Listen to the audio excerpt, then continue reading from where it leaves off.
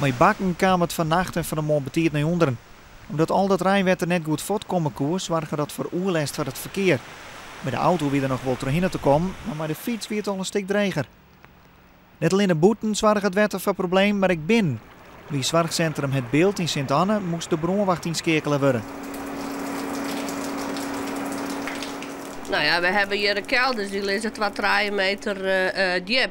Ja, daar zit koekoek aan verbonden, dus als het boeten aan bende is, dan rent dat eerst vol. Nou, en via dat riool kan het net verwerken, want zo'n grauwe bui wiert, ja, dan zie ik het zien wij terug alle legere gelegen delen. In Ljouwt staat een 4000 km grote loods van het bedrijf Grain Plastics van een pad in.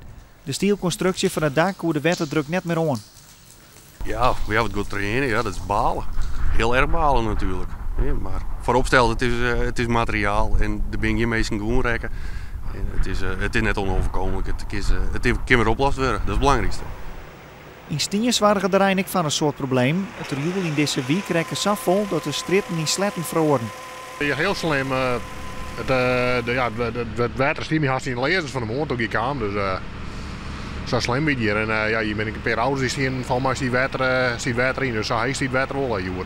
Toen heel veel wetter, dus kon dus ongeveer wel mijn roeibootje hier terug in de varen. In de sletten kwam het water behoorlijk heeg te staan.